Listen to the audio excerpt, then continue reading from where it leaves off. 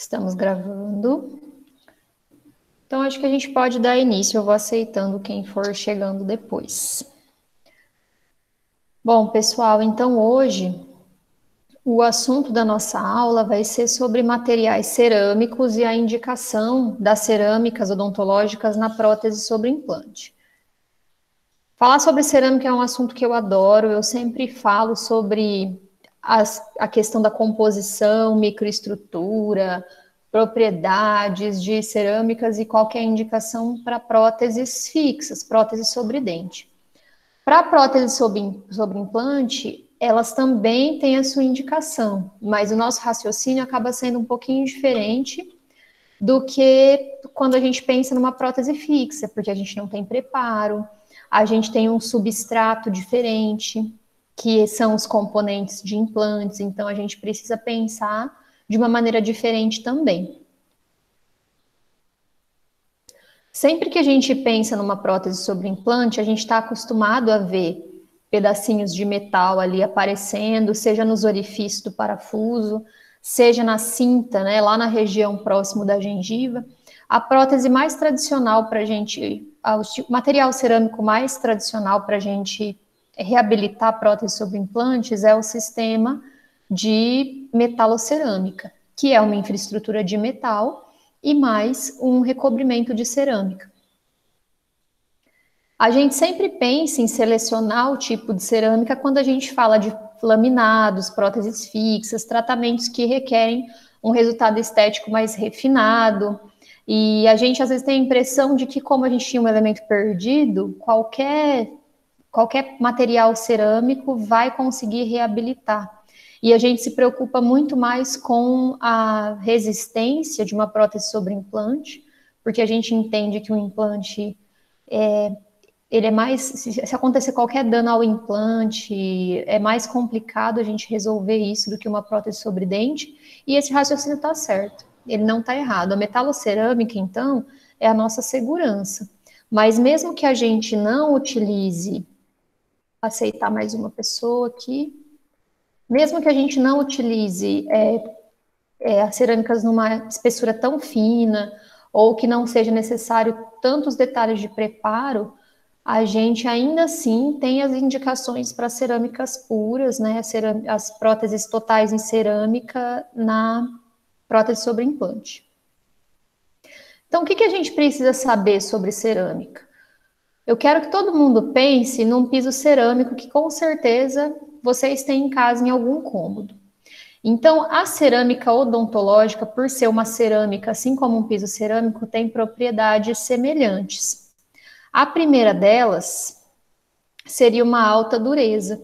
Então, se eu tentar fazer uma marca, né, com algo pontiagudo ali naquele piso cerâmico, eu não vou conseguir com facilidade. É um material extremamente rígido, diferente, por exemplo, de algo de plástico, que você consegue fazer uma edentação ali com um instrumental, que se você forçar com alguma coisa, você vai fazer uma marca ali, uma deformação naquele ponto. As cerâmicas, elas são um material de alta dureza. E os pisos cerâmicos, por exemplo, eles têm ótima resistência à compressão. Você pode colocar piso cerâmico na área externa e passar com o carro, por exemplo, na sua garagem. Você pode colocar um vaso de planta enorme, pesado ali, que ele vai suportar pessoas passando o dia todo, vai suportar muito peso por muitos anos. Então, a resistência à compressão dessas cerâmicas, justamente por elas terem alta dureza, ela é excelente. Mas as cerâmicas têm baixa resistência à flexão. Se você tentar dobrar uma placa de vidro, uma tábua de vidro, um piso cerâmico, por algum motivo, ele vai fraturar muito mais rápido do que um material que tem uma característica maleável. Por exemplo, aqui a gente tem uma barra de metal. Ou se você tivesse algo plástico, ele não tem essa maleabilidade. Isso faz das cerâmicas um material friável. O que é friável? Ele, como sinônimo, existe também frágil. Mas se a gente tem uma alta resistência à compressão, ele é resistente. Mas ele é frágil no sentido de não aceitar nenhum tipo de deformação. As cerâmicas aceitam zero deformação e elas têm zero resiliência. Então, se eu tenho um piso cerâmico ali totalmente apoiado e ele sofre compressão, ele vai ser resistente. Mas se por algum motivo lá abaixo dessa cerâmica você tem uma pedra, algo que não tem uma forma plana, que possa ser um ponto sobre o qual essa cerâmica vai acabar se deformando, vai tentar dobrar de alguma maneira, você vai ter aquele piso rachado. Então, onde a gente não tem o piso não está assentado corretamente, com o passar do tempo você vai tendo essas rachaduras. Então, a cerâmica é um material que é suscetível a essa fratura. Enquanto aquela barra de metal você começa a deformar e só depois de bastante deformação é que ela vai se romper de fato, a cerâmica odontológica, a cerâmica em geral, ela é um material que tem zero deformação. Quando começa a ter deformação, ele já fratura. Isso faz disso um material friável. É um material seco, é um material que se você derrubar no chão, ele vai ter uma falha assim, em várias partes. Ele não absorve impacto, por exemplo, porque ele não deforma.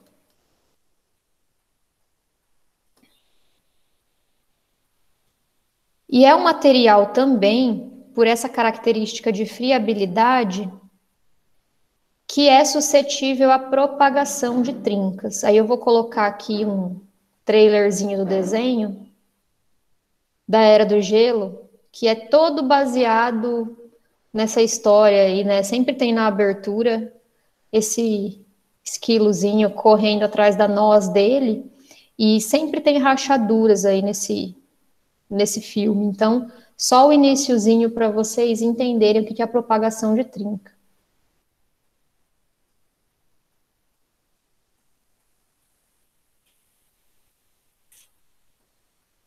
Começou uma trinca.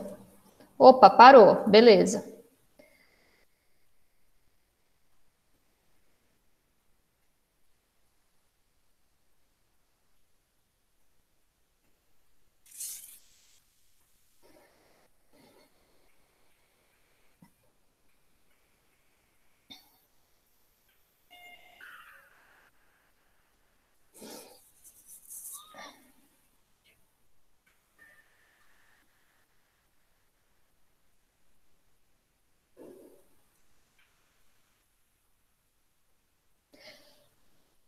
E aí, pessoal, depois que tem uma trinca iniciada, se você der um pouquinho só de energia para ela, ela aumenta.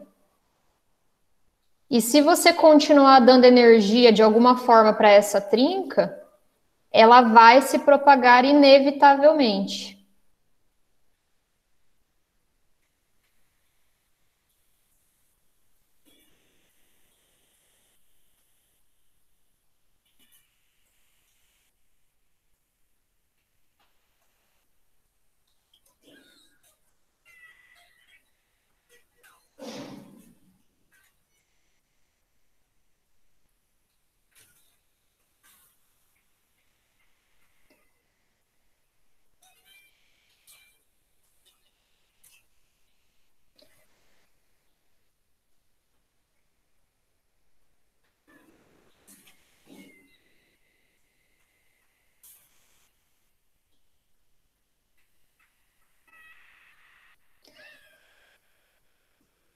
Sobre as trincas, na verdade, era isso, mas eu vou continuar para não acabar com a alegria de vocês.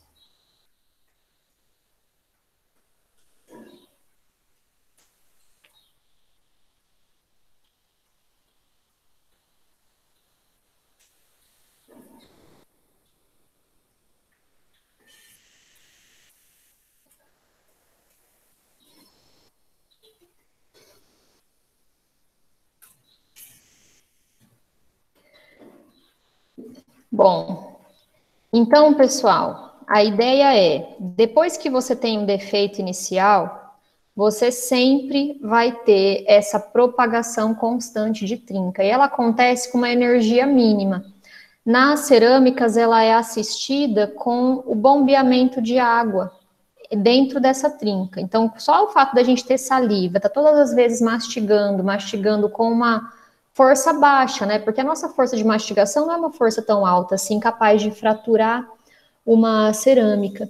Mas depois que uma trinca já está iniciada, cada vez que o paciente mastiga, a gente dá um pouquinho de energia para essa trinca. E cada vez que ele mastiga, a água da saliva é bombeada nessa trinca. Então, essa trinca vai crescendo, crescendo, crescendo, e um dia você vai ter uma fratura completa, tá? Então, a gente entendendo essas propriedades todas da cerâmica, lembrando que nossa cerâmica não é diferente daquele piso cerâmico da nossa casa, a gente precisa entender bem as propriedades dessa cerâmica e a gente também precisa entender a importância da maneira como você assenta ela, né, como você cimenta, por exemplo, essa cerâmica, e como você usa, como que é a incidência de força, como que você pisa, como que você utiliza essa cerâmica para poder escolher. Então, a gente precisa considerar as propriedades mecânicas, a estética, o resultado estético, o desempenho clínico e o processamento dessa cerâmica, como ele é fabricado. Hoje eu não vou falar muito disso. E tudo isso está relacionado à composição e à microestrutura, ou seja, do que é feita essa cerâmica e de como que essas partículas, aí, essas moléculas, elas se organizam na cerâmica, como que é a microestrutura dessa cerâmica. E o que é uma cerâmica, então, por definição?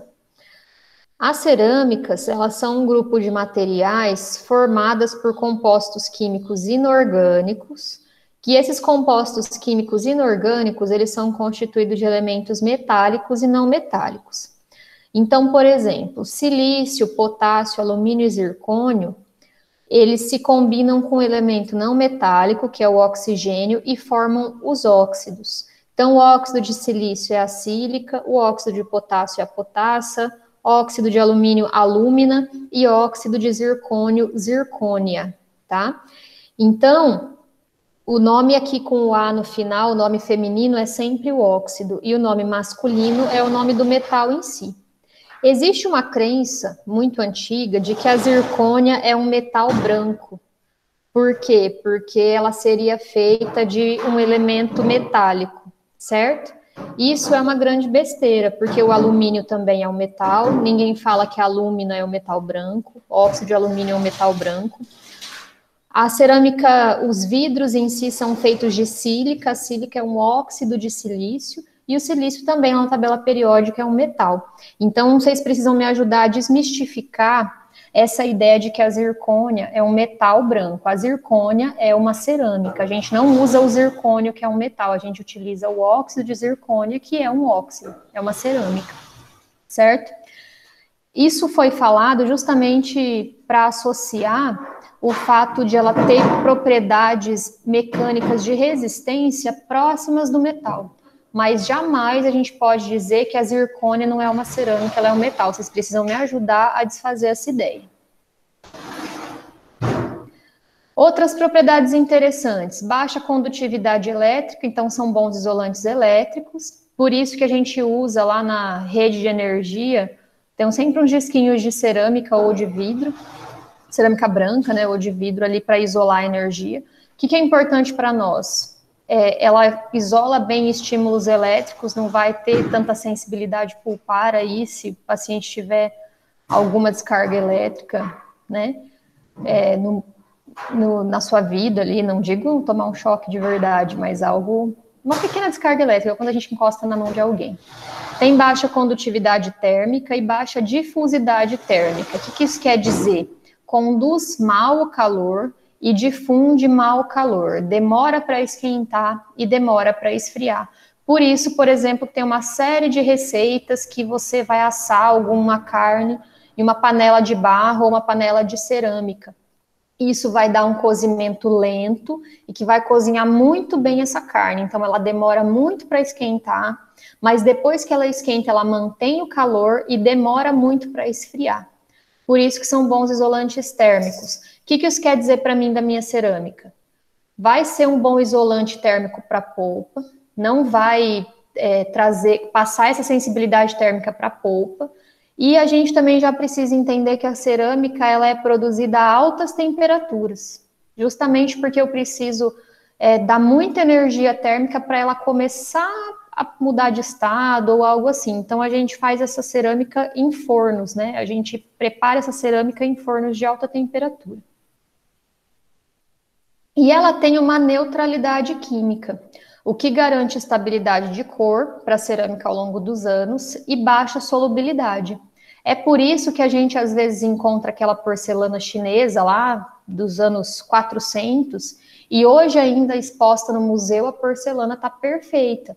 Onde você tem uma camada como se fosse de um esmalte no final, você não tem manchamento de cor mesmo depois de séculos que essa cerâmica foi produzida. É igual quando a gente vai tomar café na casa da avó e tem aquela xícara antiga e onde não está fraturado, você não tem manchamento, mesmo que você utilize todos os dias. Isso é interessante para os nossos tratamentos com laminados, por exemplo. Só um minutinho que a bateria aqui acho que foi desligada.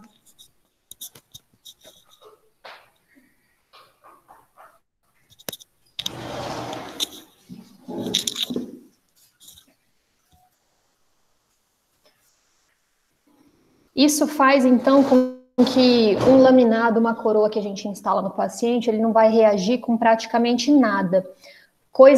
As coisas têm que ser muito ácidas para ter alguma certa reatividade. Pigmentos, ele não vai absorver esses pigmentos, então garante a estabilidade de cor ao longo dos anos e pouco desgaste, porque tem baixa solubilidade. E sem falar nas excelentes propriedades ópticas, a gente consegue dar cor para a cerâmica da maneira que a gente quiser, com pigmentos. As cerâmicas têm características de opalescência, que imitam as características opalescentes do esmalte, fluorescência, translucidez e também opacidade. Então, você consegue simular esmalte, dentina, fluorescência próxima do dente, adicionando certos minerais ali que vão dar essas características ópticas. Então, a gente divide as cerâmicas em 3 grandes grupos. As cerâmicas vítreas, as vidrocerâmicas reforçadas e as cerâmicas policristalinas. As cerâmicas vítreas são basicamente as cerâmicas feldspáticas. As vidrocerâmicas reforçadas podem ser reforçadas por leucita ou por disilicato de lítio, e as cerâmicas policristalinas, elas podem ser de alúmina ou de zircônio. As cerâmicas vítreas, elas são à base de vidro ou de sílica. E o que vocês precisam saber sobre a cerâmica feldspática para entender essa divisão é que ela tem uma estrutura amorfa. O que é amorfa? Sem forma. Os átomos de silício e oxigênio, para formar a sílica, eles se organizam de uma maneira muito sem estrutura, sem regularidade. Então, você tem aqui, moléculas mais próximas, moléculas mais distantes. Isso faz com que essa estrutura de sílica, ela tenha baixa resistência, ela seja fácil de romper.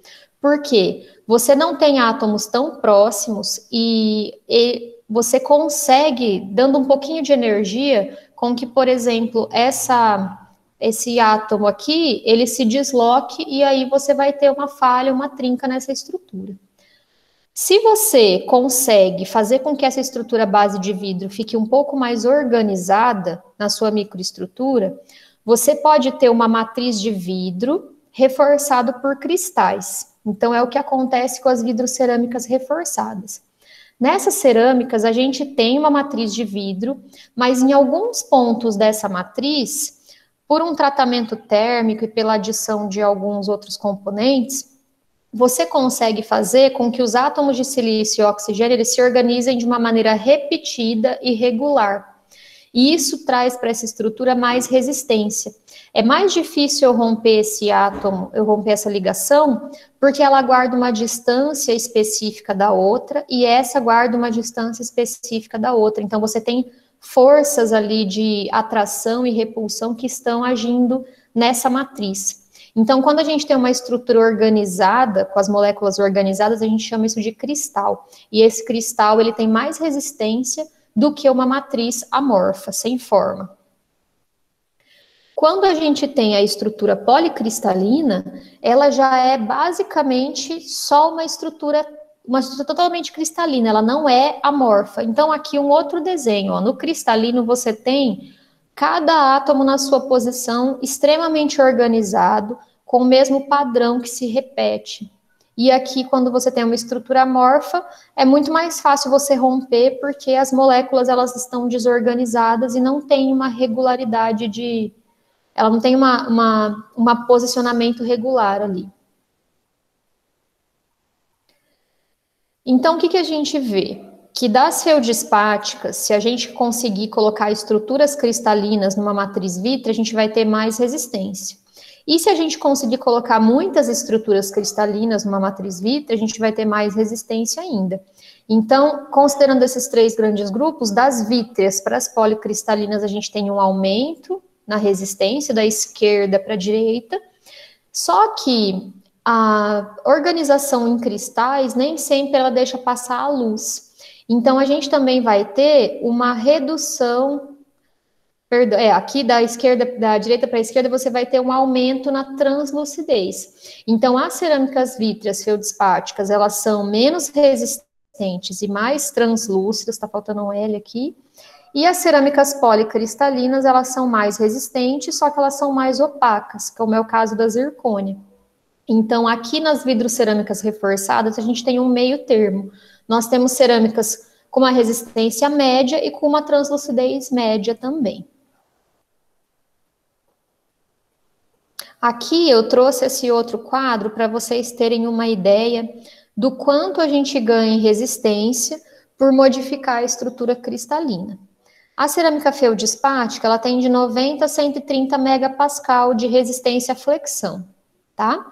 Já a reforçada por leucita aumentou pouca coisa por se adicionar esses cristais de leucita. Eu vou explicar por quê. Então, você vai para 160. Na cerâmica de silicato de lítio, a gente vai ter 360 megapascal de resistência. Nas cerâmicas à base de alúmina, temos 700 e de zircônia 900 megapascal ou mais. Então, o que aconteceu? Já vou adiantando para vocês. Como a gente tem uma cerâmica de dissilicato de lítio que é muito mais resistente do que a leucita, leucita a gente não usa mais. Vou até colocar um X aqui pra gente. Leucita a gente não usa mais, tá? Do mesmo modo, nesse grupo aqui de cerâmicas policristalinas, como a zircônia, ela tem uma resistência muito maior do que as aluminizadas e as propriedades ópticas são parecidas, a gente não tem muita vantagem em usar a alúmina. Então, praticamente, olha, eu acho que não tem nenhum laboratório que ainda faça alúmina, a gente não usa mais. Então, nós vamos trabalhar com esses três representantes, ó, feldespática, dissilicato de lítio e zircônia, certo? Essa é uma cerâmica vítrea, o dissilicato de lítio é uma cerâmica reforçada e a zircônia é um exemplo de cerâmica policristalina. Tudo bem até agora?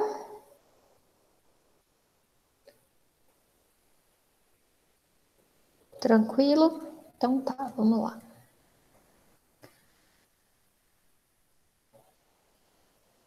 Então, lá na microestrutura dessa cerâmica, ela tem essa característica. Esse aqui é uma revisão sobre cerâmicas bem antigas que traz esse esquema, e o autor compara uma resina composta. A resina composta é um material que a gente conhece muito bem, que a gente tem uma matriz orgânica e as partículas de carga. Quanto mais partículas de carga, maior a resistência da resina composta, não é assim que a gente aprende? Então, na cerâmica, a ideia é mais ou menos a mesma, mas nós temos uma matriz inorgânica de vidro, e quando a gente tem basicamente só vidro, a gente tem a cerâmica vítrea. Quando temos alguns cristais, nós temos a cerâmica, vidrocerâmica reforçada. E quando a gente tem praticamente só cristais muito próximos uns aos outros, ou não existe matriz vítrea, ou ela existe numa quantidade muito pequena, a gente vai ter as cerâmicas policristalinas. Quando nós fazemos microscopia eletrônica de varredura, a gente vê que é exatamente assim que a cerâmica se organiza. Então, essa aqui é uma cerâmica feldspática, essa parte cinza toda é uma matriz vítrea, e isso que vocês veem grande aqui não é um cristal, é porque para fazer essa microscopia, geralmente você faz um condicionamento com ácido fluorídrico para mostrar os cristais dentro da matriz. Então, onde vocês veem aqui essas manchas é onde o ácido fluorídrico acabou agindo nessa região. Mas os cristais que você vai ver são só essas areinhas aqui, ó. Esses cristais bem pequenos. Então, praticamente, nós só temos matriz vítrea. Esse aqui é uma microscopia eletrônica de varredura que mostra cristais de silicato de lítio. Então, em comparação à cerâmica vítrea, você tem muito mais cristais, tá? Aqui você não vê a matriz vítrea porque ela foi removida com o ácido fluorídrico e você vê os cristais expostos. Então, o vidro estava entre esses cristais aqui, fazendo essa ligação, vamos dizer, preenchendo o espaço entre esses cristais. E essa aqui é uma cerâmica policristalina, que é a zircônia, que tem essa característica de paralelepípedo, que é como se você tivesse uma partícula, um cristal próximo ao outro, e eles quase se fundem, as bordas dele quase se fundem. Fica essa característica de paralelepípedo. Zircônia tem 0 de matriz vítrea. A lúmina costumava ter um pouquinho de matriz vítrea, muito pouco, mas a zircônia tem 0 de matriz vítrea. As policristalinas, elas deixam então passar a luz, porque a luz não esbarra em nenhuma partícula com índice de refração de luz diferente da matriz. Então você tem uma alta translucidez. Aqui a gente tem uma feldspática tradicional. Aqui a gente tem o Emex Ceram, que é uma cerâmica de nanofluorapatita, que é também uma cerâmica vítrea que tem partículas. Então, ela tem uma resistência até um pouquinho maior que a feldspática, mas essas partículas são tão pequenas que a luz passa normalmente. A cerâmica feldspática, então, essas aqui, elas são utilizadas mais para laminados, né, trabalhos que exigem uma translucidez maior, maior reprodução de detalhes, de cor e tudo mais. E as feldspáticas também são utilizadas como revestimento das metalocerâmicas. Então, justamente por elas terem uma resistência à flexão baixa, a ideia das metalocerâmicas é você colocar uma infraestrutura, que aqui o cinza, então, é uma infraestrutura, e recobrir essa infraestrutura com revestimento estético, porque a infraestrutura ela é rígida o suficiente para evitar a flexão da coroa. Como eu falei para vocês, aquele valor que mostra lá de 90 a 130, que é o valor de resistência da feldspática, é a resistência à flexão. Se eu coloco uma infraestrutura rígida de metal, eu vou aumentar muito a resistência à flexão desse material. Então, eu vou ter duas camadas, uma infraestrutura e um revestimento cerâmico, e esse é o sistema metalocerâmico. As metalocerâmicas, elas são consagradas. O uso delas é totalmente consagrado, tanto na literatura quanto na experiência clínica dos dentistas aí, a gente está usando todo dia, né? Elas têm altas taxas de sucesso e sobrevivência, então você pode instalar uma metalocerâmica que ela vai durar mais de 10 anos. A chance dela durar mais de 10 anos aí é mais de 96%. Ela é indicada tanto para implantes e dentes, próteses sobre implantes e dentes, e podem ser múltiplas ou unitárias. Então, aqui a gente vê um protocolo sobre implantes metalocerâmico, sem gengiva, que eu mostrei para vocês nas primeiras aulas um caso. Você pode confiar em fazer uma estrutura ampla, porque o sistema metalocerâmico, a feldspática associada a uma infraestrutura de metal, você vai ter uma resistência absurda. Tá? Então, a indicação da feldspática é como revestimento de infraestrutura, que é a metalocerâmica, e você pode usar para unitárias, múltiplas e um protocolo metalocerâmico, então. Já as vidrocerâmicas reforçadas, leucita e de silicato de lítio, vou falar um pouquinho mais delas. Essa aqui é a cerâmica reforçada por leucita, então isso que você vê é um cristal de leucita, tá? Isso aqui é uma trinca. Observem que a trinca desvia do cristal de leucita. É por isso que você reforçar a cerâmica com cristal facilita, aumenta a resistência, porque como é difícil você romper as ligações naquele cristal, a trinca acaba desviando desse cristal. Aqui numa vista mais ampla, você vê que tem mais cristais do que uma cerâmica feldspática, então essas regiões aqui, ó, que você tem áreas mais esbranquiçadas são os cristais de leucita. E essa é a cerâmica de silicato de lítio, que tem essa característica de agulha, são cristais agulhados e eles ficam entrelaçados. Então, como eu falei para vocês que a trinca desvia, a trinca acontece na matriz vítrea e desvia dos cristais, ela tem que fazer todo o caminho contornando esses cristais e acaba que a propagação de trincas nesse material é mais difícil. Você precisa de mais energia, de mais força de compressão ali para abrir caminho para essa trinca. Então, as cerâmicas reforçadas por leucita, elas têm 30% de cristal de leucita, 70% de matriz vítrea. Isso aumenta um pouco a resistência em relação a uma matriz vítrea sozinha. As cerâmicas de silicato de lítio têm só 30% de matriz vítrea e 70% de silicato de lítio. Então, você diminui a quantidade de matriz vítrea, diminui por onde a trinca pode passar. E como os cristais são entrelaçados, é mais difícil romper, por isso que você vai ter uma boa resistência à flexão, em torno de 350 megapascal, e uma alta tenacidade à fratura. O que é tenacidade à fratura? É a resistência à propagação de uma trinca depois que ela já existe. Então, a tenacidade à fratura não tem nada a ver com a resistência à flexão. A resistência à flexão, eu vou medir o quanto ela aguenta até se fraturar em flexão. E a tenacidade à fratura, eu já escolho um espécime ali que já tem um defeito. E depois que esse defeito existe, o quanto que eu preciso dar de energia para que essa trinca se propague, tá? Então, ela tem uma boa tenacidade à fratura, que é a resistência a uma trinca que já existe. Outra coisa legal do silicato de lítio é que, e da leucita também, é que apesar dela ser uma cerâmica que não tem tantas variações de cor quanto a feldspática e nem tanta translucidez, você vai ter várias gradações de opacidade. Ó, você tem aqui o HO, que é uma pastilha de alta opacidade, você vai ter média opacidade, baixa translucidez e alta translucidez, tá? Então aqui, por exemplo, num substrato muito escuro, você vai usar uma pastilha HO e você vai fazer uma infraestrutura mais opaca. Enquanto se você tiver um substrato escuro, porém não com uma alteração de cor tão severa, você pode usar um MO, média opacidade.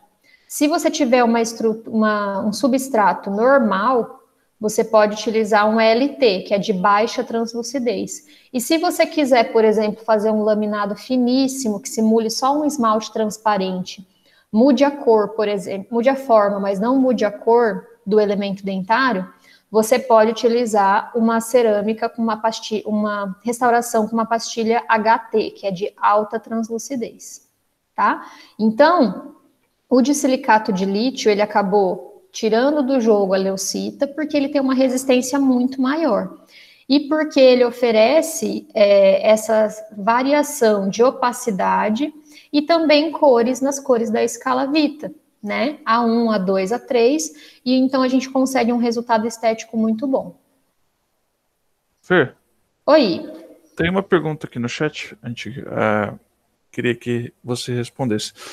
A pergunta é: eu teria que repensar a cor do cimento resinoso se acabar optando por uma feldspática ao invés de uma zircônia? Depende da espessura. Depende da espessura que você vai trabalhar, tá? Com certeza, se você usar uma zircônia, você não precisa se preocupar com a cor do cimento. Você pode cimentar com cimento cor-de-rosa. Não vai aparecer, tá? Entendi. Agora, se você tiver uma restauração tipo laminados, você precisa testar a cor do cimento previamente à cimentação. porque quanto mais fino for, mais vai ser a influência da cor do cimento. Uhum. É uma pergunta muito boa que o Wesley fez, aí eu só passei para você. Ótimo, muito bom, Wesley. Obrigada pela pergunta. Beleza? Então aqui, ó, tanto para leucita quanto para o silicato de lítio, a gente tem essas variações de cores e de opacidades. Hoje a gente só usa o silicato de lítio porque não temos tantas vantagens em se utilizar a leucita. Então aqui é outra imagem que eu gosto bastante. Isso aqui é a propagação de trinca numa cerâmica vítrea, feldspática, sem cristais. A trinca vai numa direção de um jeito mais regular, mais linear, porque ela não encontra nada para defletir, para dificultar a propagação dessa trinca. Quando a gente tem uma cerâmica reforçada por leucita, onde ela encontra ali algum cristal, alguma alteração, ela já vai ficando um pouquinho mais acidentada. Essa trinca vai tendo que mudar de direção ao longo da sua propagação. E quando a gente tem uma cerâmica de silicato de lítio, a gente tem um caminho muito mais acidentado a ser percorrido, porque as trincas se propagam na matriz vítrea. Quando ela encontra um cristal, ela acaba desviando e continua se propagando na matriz vítrea. Pode acontecer de romper um cristal? Pode, mas isso demanda um pouco mais de energia. As indicações, então, das cerâmicas reforçadas de silicato de lítio, a propósito de silicato de lítio é o Emex, tá? O Emex é a marca comercial, a Ivoclar, ela patenteou esse composto e ela utilizou aí por mais de 10 anos com exclusividade. Hoje a patente já caiu, então você tem outras empresas fabricando de silicato de lítio também, tá? Então o Emex, ele é indicado para praticamente tudo.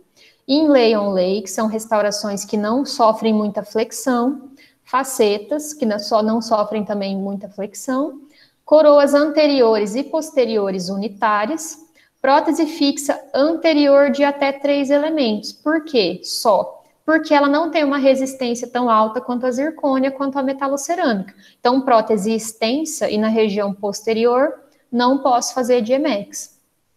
E aqui, para o nosso curso, né, da aula de hoje, a gente tem indicação de Emex para abattements, que são pilares, e coroas unitárias sobre implantes. Então, se eu não posso fazer prótese fixa sobre dente, porque o de silicato tem uma resistência à flexão média, eu também não posso fazer uma coroa, uma prótese fixa extensa sobre implante de Emex. Só posso fazer unitário. Beleza? Então, aqui, ó, a gente tem um pilar, vou falar mais dessa imagem mais para frente, e essa é uma coroa de silicato antes da maquiagem. Por isso que ela tá mais branquinha. Então, lá nas policristalinas, a gente vai encontrar basicamente só a estrutura cristalina.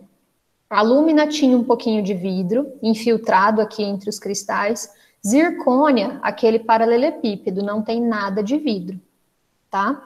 Então, isso faz, como eu falei para vocês, ó, a lúmina infiltrada por vidro tinha tudo isso aqui de fase cristalina, só ali uns 10, 20% de sílica, enquanto a zircônia é só zircônia, tá? Então, ela tem essa característica aqui.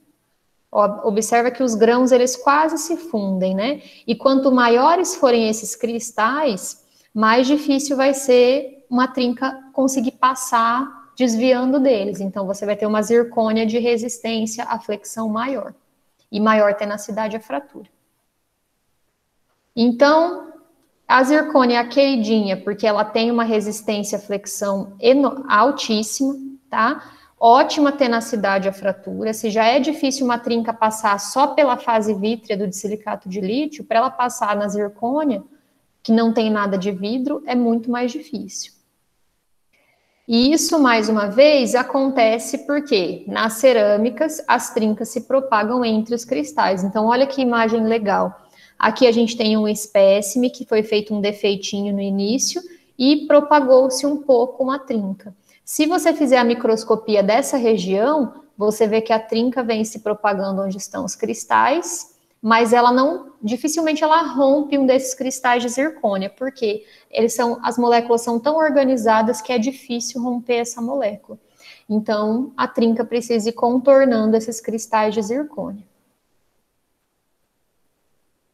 Outra coisa interessante na zircônia, por que ela tem essa resistência à flexão tão alta? Primeiro, porque ela não tem vidro, e segundo, porque ela tem um fenômeno que se chama tenacificação por transformação. O que isso quer dizer? Ela fica mais resistente à propagação de trinca por causa da transformação de fase. O que é essa transformação de fase? A zircônia, ela se organiza molecularmente lá, os átomos de zircônio e de oxigênio que formam a zircônia, eles podem estar na forma tetragonal, que é essa forma cúbica, tá vendo? Forma um cubo. E podem estar na forma monoclínica, que é um cubo com as arestas, vamos dizer, um pouquinho inclinadas. Então, ele é um cubo deitadinho um pouco. Essa fase tetragonal, ela é mais resistente que a fase monoclínica. Então, o que a indústria faz com a zircônia? Pega a zircônia, eleva a uma temperatura altíssima, coloca um composto e ela se torna tetragonal, tá? Coloca um composto para estabilizar essa zircônia nessa maneira tetragonal e aí, quando ela esfria, ela vai continuar tetragonal, certo? Se eu usar a zircônia na fase monoclínica, eu não tenho tantas vantagens em termos de resistência, beleza? Só que, quando a zircônia sofre algum estímulo mecânico, se você vai lá e desgasta essa zircônia, ou se acontece uma trinca, acontece de volta a transformação de fase, que ela vai sair da fase tetragonal e vai para a fase monoclínica. Isso é ruim, porque se você transformar toda a zircônia, molécula por molécula, em monoclínica, você vai ter uma diminuição na resistência. Porém, quando acontece uma trinca, esse estímulo mecânico faz essa transformação da tetragonal na monoclínica, e como ela é um cubo deitado, ela ocupa mais espaço, maior volume. Então, isso comprime a trinca e dificulta a propagação dela. Então, é por esses dois motivos que a zircônia ela é um material tão resistente, com alta resistência à flexão e alta tenacidade à fratura, porque ela acaba inibindo a propagação de trincas, e porque já é difícil propagar a trinca na zircônia, e quando ela começa a acontecer, a transformação de fase inibe essa propagação de trincas. Sabiam disso? Provavelmente não, né? A gente demora um pouquinho para entender, mas é importante a gente conhecer essa parte, toda a composição, para entender por que o material se comporta dessa maneira. Então, Ju, como ela é uma cerâmica policristalina, que tem cristais muito condensados, muito próximos uns dos outros e não tem nada de vidro, ela tem uma cor opaca. A zircônia, se não sofrer nenhuma pigmentação, ela tem essa cor esbranquiçada, o que faz dela um ótimo material para a gente mascarar substratos escurecidos e igualar substratos. Então, nesse caso, a gente tem o 11, que é um elemento unitário preparado sobre dentina, o substrato é dentina, né? Aqui a gente tem como substrato um núcleo metálico e uma dentina já escurecida, e aqui nós temos um pilar metálico de implante. Quando nós colocamos coping de zircônia nessa situação, você consegue uma uniformização da cor, porque a zircônia é extremamente opaca, não deixa passar a luz, então você não consegue ver esse substrato escurecido. E sobre esse coping opaco, vem um revestimento de cerâmica feldespática, que é colorido, que possibilita caracterização, né? Aqui manchinhas, caracterização na incisal, e você consegue um resultado estético similar entre vários substratos. Por esses motivos todos, a zircônia é a queridinha das próteses sobre implantes, porque ela é legal para mascarar substrato escurecido, que pode ser sobre dente ou pode ser um pilar metálico. Para próteses fixas extensas, que muitas vezes em implantes nós temos próteses fixas extensas, nenhuma outra cerâmica tem resistência para ser utilizado para prótese fixa extensa, e para prótese sobre implantes em geral, porque por ela ter uma resistência maior, ela pode suportar forças na interface entre o implante e a conexão ali, onde ela é parafusada, né, entre o implante e a prótese, tá bom? Então, hoje a nossa aula vai ser sobre esses 3 materiais. Como a gente não usa mais leucita, não usa mais alúmina, vamos simplificar. A gente vai falar sobre as metalocerâmicas, sobre as cerâmicas reforçadas por silicato de lítio e zircônia. Aqui eu coloquei que a resistência aumenta considerando as cerâmicas puras, tá? A metalocerâmica, como tem a infraestrutura metálica, ela é super resistente também. E aqui, então, a gente tem maior resistência na zircônia, menor translucidez. No silicato de lítio, a gente tem maior translucidez, menor resistência. Então, as metalocerâmicas, elas podem ser utilizadas para prótese unitária, múltipla e protocolo. É o nosso coringa. Eu vou falar um pouco com vocês sobre quais situações a gente poderia optar por uma prótese em cerâmica, seja ela de silicato de lítio, seja ela de zircônia. Então, numa situação de prótese unitária, via de regra, quando você não tem envolvimento estético, você não precisa se preocupar e você não vai ter vantagem nenhuma em utilizar uma cerâmica pura, vamos dizer assim, cerâmica. A gente vai utilizar metalocerâmica. Aqui nós temos 3 próteses unitárias parafusadas sobre UCLA, né, que o Luiz já falou com vocês desse componente. Como foram feitos implantes ao nível da mucosa, nós não temos espaço para instalar um pilar, e também existe um espaço reduzido, ó. Nós não temos espaço para instalar um pilar que não fique aparente na gengiva e também para instalar um pilar que tem espaço para pilar, mais parafuso, mais uma prótese sobre ele. Então, nós fazemos a prótese conectada por um parafuso direto na cabeça do implante. Então, fica aparecendo essa cintinha. Aqui por baixo nós temos uma infraestrutura que é como se fosse um coping, e sobre ele nós temos a aplicação da cerâmica, para dar a estética, para dar a forma. E aqui nós temos o caso finalizado. Aqui foram feitas, né, coroas sobre dente também, mas nós temos então um caso de prótese unitária metalocerâmica.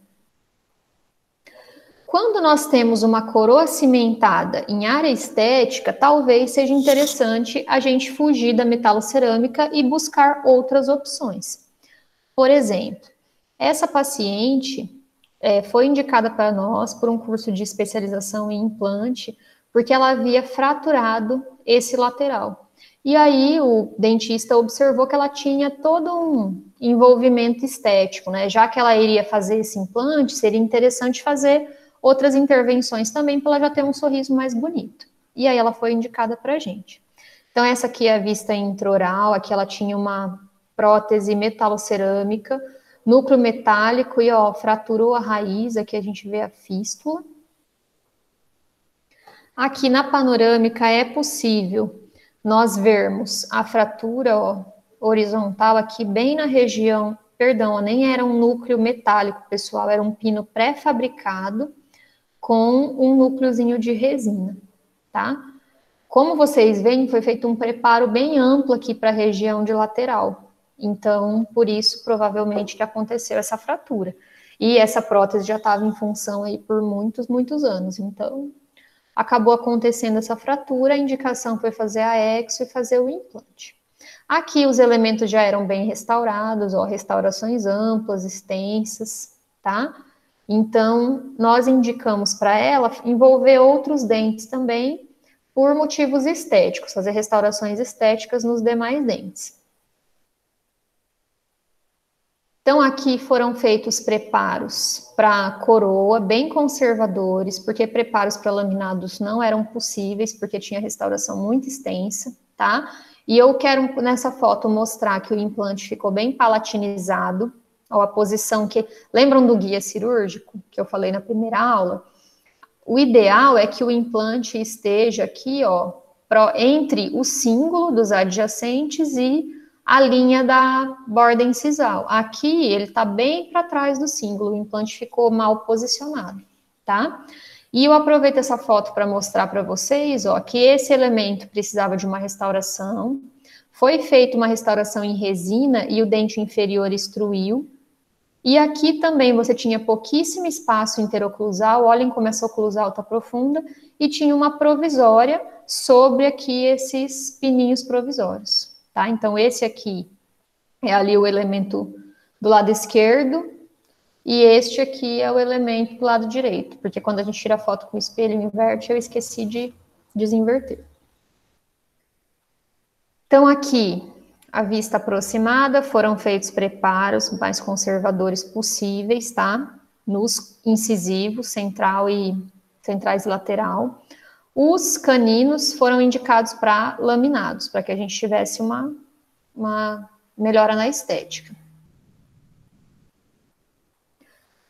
Então, foram feitos provisórios unidos aqui, para também fazer o provisório na região do implante. Então, aqui nós fizemos um provisório em cantilever, preparamos os outros 3 elementos, certo? E acrescentamos resina para melhorar as guias aqui nos caninos. Os demais elementos ainda ficaram em provisória e com o passar do tempo nós fomos adequando esse provisório e preparando os demais elementos também. Então, ó, percebemos que o provisório tinha ficado muito longo. Demarcamos o que a gente gostaria de remover, fomos ajustando esses provisórios, tá? Ajustamos e aí a gente acabou... Observe aqui como que tem pouco espaço, ó, como que faz uma curva exagerada nessa região, ela tinha perda de dente também, aqui você depois tem um restabelecimento do plano oclusal. Então, aqui nós fizemos provisória, resina acrílica provisória, tá? Aqui ainda é restauração. E aí, dada essa forma, essas provisórias que nós fomos ajustando ao longo do tempo foram o nosso enceramento para fazer toda uma reabilitação estética. Então, aqui as provisórias depois de ajustadas, tá? Depois, então, nós fizemos a moldagem com fio afastador nos elementos de prótese sobre dente. Aqui o transferente de moldagem, moldamos direto da cabeça do implante. Era um implante cone Morse, estava bem profundo e bem palatinizado. Nós optamos por fazer aqui uma prótese cimentada, justamente pelo posicionamento ruim, tá? Se eu tivesse um posicionamento mais favorável, eu poderia fazer uma prótese parafusada pela reversibilidade, mas como aqui, para evitar que a anatomia ficasse muito proeminente na região de cíngulo, nós optamos por fazer uma prótese cimentada e preparar um pilar para diminuir essa protuberância ali naquela região palatina. Então, aqui foram feitos laminados nos caninos, tá? E coroas de silicato de lítio nos demais dentes. Quando a gente opta por utilizar esse pilar cimentável, nós usamos um pilar pré-fabricado que foi desgastado pelo técnico no modelo. Então, aqui a gente moldou, tá? Moldou, mandou para o técnico, ele instalou esse pilar no modelo e ele preparou de acordo com a inclinação mais favorável para instalar a prótese. Então, esses pilares aqui, você não tem uma demarcação de qual é a posição deles internamente. Então, a gente precisa de um guia de acrílico, ó, que ele é adaptado num dente adjacente. Então, você tem um gabaritozinho para que eu possa remover do modelo, coloco a chave aqui e removo, e instalo lá na região, na boca do paciente, na mesma posição que o técnico tinha planejado no modelo. Porque se eu não tenho esse guia, eu tiro esse pilar aqui do implante, pego ele na mão e giro ele em qualquer posição, eu não consigo colocar na posição ideal que o meu técnico tinha planejado. E aqui é o resultado final, então. Então, aqui a gente tem um pilar metálico, que é um substrato razoavelmente escurecido. Eu usei um de silicato de lítio. Poderia ter usado zircônia? que vocês acham? Acho que o Rafael até fez uma pergunta. Podemos recobrir uma metalocerâmica e um copo em zircônia, tanto com uma feldespato quanto silicado de lítio. Eu falo disso depois, tá, Rafa? Então, eu poderia ter usado zircônia para mascarar esse substrato de titânio que é acinzentado? Poderia. Deu certo de silicato de lítio? Deu. Como que eu decido nessas circunstâncias? Vocês sabem o que eu faço? Eu converso com o meu técnico. Porque quem tem mais experiência em avaliar a espessura e a pastilha que ele vai usar, se ela é capaz de mascarar esse substrato, é o técnico. Então, nesse caso, como o implante estava bem palatinizado, eu tinha muito espaço aqui, então a minha coroa ficaria ampla, grossa nessa região, ó. Olha, bom, não dá para ver. Perdão, aqui é a vestibular, ela acabou ficando com uma proeminência na vestibular, então eu tenho uma espessura enorme de silicato de lítio ali para cobrir, deu certo. Mas se fosse um implante posicionado adequadamente, provavelmente a gente faria um coping de zircônia para mascarar esse substrato escurecido e depois um revestimento de cerâmica feldespática, tá? Ah, professora, quer dizer que não é você que escolhe, é o técnico? Olha, eu discuto com ele, porque realmente quem está trabalhando com a cerâmica todos os dias é ele. Ele tem mais experiência de casos de substrato escurecido que não deram certo do que eu, porque ele faz peças para vários dentistas. Então, se ele verifica que os copings que ele tem feito de silicato nessa espessura funcionam, eu aceito a dica dele, eu discuto com ele, com o meu técnico, o que a gente pode utilizar nesse caso. Se você tiver dúvida se o de silicato vai cobrir esse substrato escurecido, opte pela zircônia. Essa é justamente a indicação da zircônia. Vai dar a diferença entre uma coroa de silicato de lítio de um central, por exemplo, sobre dentes, e essa coroa? Provavelmente não. Se o técnico vai fazê-las todas juntas, ele vai comparar essas cores, vai utilizar cores e pastilhas adequadas e você não vai ter diferença entre os elementos adjacentes. Você não é obrigado a fazer tudo isso aqui de zircônia só porque esse elemento foi de zircônia também. Tudo isso, mais uma vez, é conversado com o técnico. Não adianta eu bater o pé e falar, olha, eu quero tudo de silicato e só essa de zircônia. Se ele falar, olha, pela minha experiência, a cor não vai ficar legal. O que a gente quer, no final, não é ficar brincando de queda de braço com o técnico. O que a gente quer é que o resultado final seja estético e o paciente goste. Então, eu converso com o meu técnico sobre as possibilidades e eu aceito o conselho dele sobre qual material que vai ser melhor. Aqui, então, o resultado final no sorriso, tá? Todos os elementos de silicato de lítio, esse aqui sobre implante. O Rafael me fez uma pergunta, eu mesma vou ler. Professora, nós podemos recobrir uma metalocerâmica e um coping de zircônia, tanto com uma feldespática quanto de silicato de lítio? A resposta é não. As cerâmicas de revestimento, elas são todas feldespáticas. Não existe uma prótese de zircônia com de silicato de lítio por cima. O que acontece é que a cerâmica que cobre o de silicato de lítio no sistema da Ivoclar, que é o Emex, ela é chamada de Emex Ceram, certo? Então, os técnicos pensam que aquela cerâmica feldespática que ele aplica sobre a zircônia é uma cerâmica de silicato de lítio. Ela não é. Ela é uma cerâmica vítrea, não tem nada de silicato de lítio nela, certo? Como que eu posso recobrir um coping de zircônia com uma cerâmica de silicato de lítio? Se eu fizer um coping na formato de um preparo e eu cimentar uma coroa monolítica de silicato de lítio sobre ele. Aí eu vou meio que fazer um preparo, um coping para recobrir o preparo e uma coroa cimentada sobre ele. Eu vou cimentar 2 vezes, cimento o coping, depois cimento a coroa. Essa é a única maneira de você recobrir uma zircônia com silicato. Beleza? Respondido, Rafa? Sim. Mas o metal pode ser injetado por Emex? Então, agora você me pegou, Felipe. Existe um sistema que se chama Inline PON e existe um outro sistema que se chama ZirPress, tá? O Inline PON e o ZirPress são pastilhas, mas eu não tenho certeza se elas são de silicato de lítio.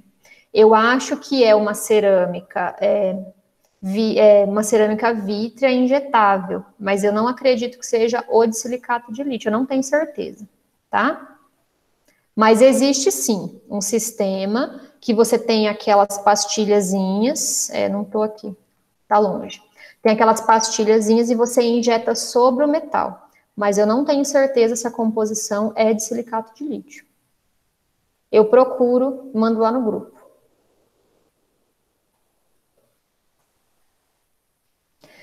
Então, nesse caso, a gente tinha um pilar pré-fabricado de metal e eu fiz uma coroa cimentada sobre ele.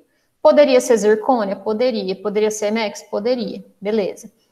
Como que eu vou definir? Pela capacidade que esse material vai ter de mascarar esse substrato médio, que não seria um substrato extremamente escurecido, mas não é um substrato de dentina como os outros dentes, né? E quando a gente tem situações que a gente tem um tecido gengival fino recobrindo os componentes do implante, né?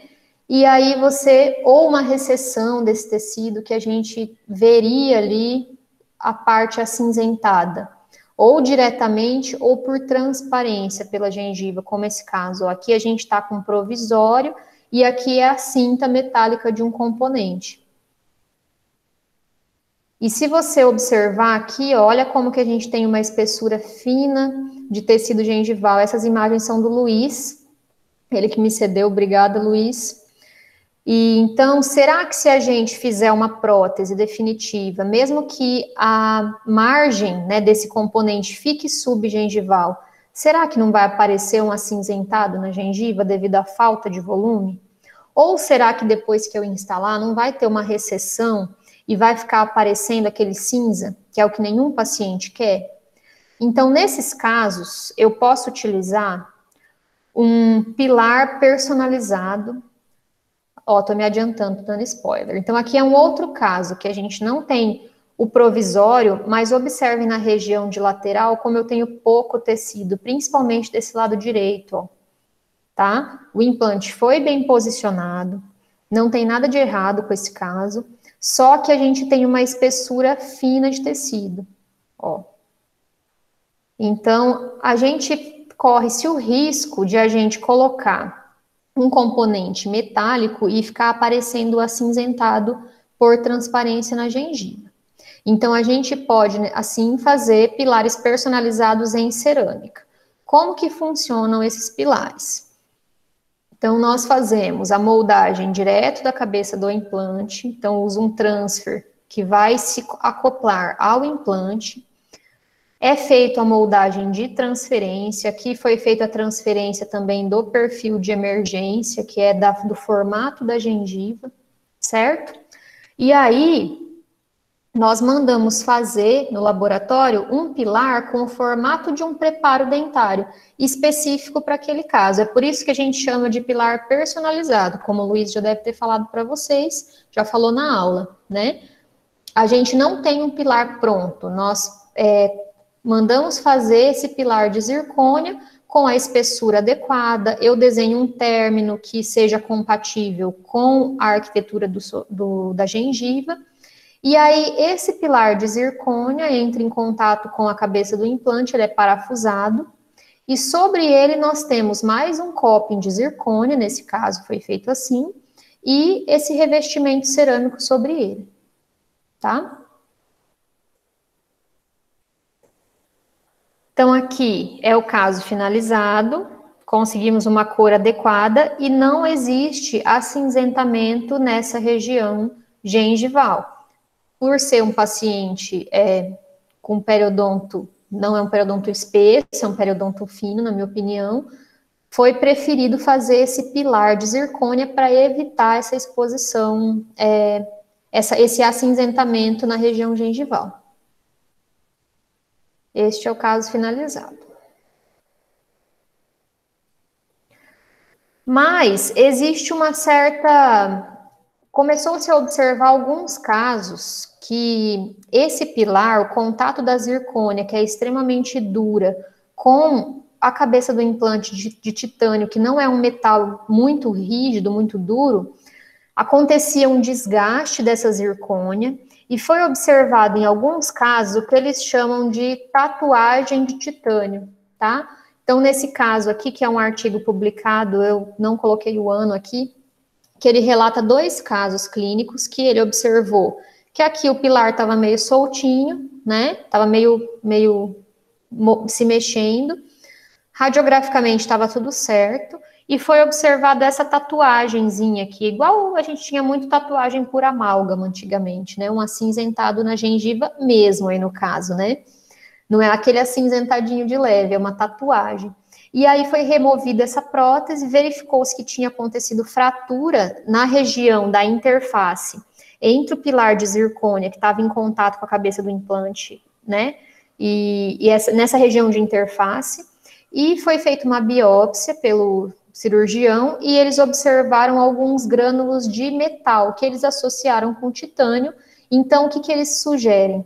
Que a zircônia, por ser extremamente dura, ela desgastou o titânio e esses fragmentos de titânio tatuaram essa gengiva, causando essa tatuagem por titânio, certo? Outros casos também, poucos casos relatados na literatura, mas tem, foi observado fratura nessa região do pilar de zircônia, que é um protocolo, e na região que a zircônia se relaciona diretamente com a cabeça do implante, aconteceu fratura, e aconteceu essa deterioração do pilar por desgaste, tá? Então, o que é melhor? Adianta você ter uma prótese rígida, mas que ela também estraga os seus componentes e vai ficando instável ao longo do tempo? Não. O professor Sérgio falou que a gente tem que ter uma adaptação passiva dessa prótese. Então, se a gente tem fratura desse pilar, mesmo que pequena, e essa deformação na cabecinha do pilar, a gente acaba tendo uma prótese desadaptada. Então, nesse caso aqui também, de 2015, foi removida essa prótese de zircônia, trocado por uma prótese de titânio. E aí começaram a pensar, talvez a zircônia seja ótima para pilar por ser um material rígido, mas ele é tão rígido que ele acaba deformando a cabeça do implante. Nesse caso, ele acabou deformando o pilar pode ser substituído, mas o implante, por exemplo, para substituir o implante é super complicado, você tem um envolvimento de um procedimento cirúrgico bem invasivo. Então, pensou-se em alternativas para modificar a maneira que a zircônia se relaciona com a cabeça do implante. Ó, aqui eu trouxe espécimes de pesquisa que mostram um pilar de zircônia sobre um HE, então você vê que a zircônia fica em contato aqui com a cabeça do implante, pilar de zircônia no HI, e aqui um pilar de zircônia no cone Morse, tá? Isso aqui foi um trabalho laboratorial, então os espécimes são seccionados. Então, a zircônia em contato com o implante, ela pode deteriorar a cabeça do implante ou a parte interna dos cone Morse, né, dos implantes tipo cone Morse. Por isso, foi proposto, então, o uso de base de titânio ou de um link metálico. É a mesma coisa, tá? É que vocês vão ouvir falar base de titânio e vão ouvir falar link metálico por aí.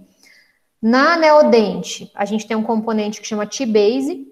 Na Straumann, a gente tem um componente que chama Variobase. Em outros sistemas, você também vai ter esses componentes, que são uma luvinha de titânio para evitar o contato da zircônia diretamente com a cabeça do implante. Então, como que isso funciona? Isso pode ser feito, abrir o caminho para se utilizar essa base de titânio com vários materiais. E aí eu vou mostrar esse trabalho para vocês, que envolve vários deles.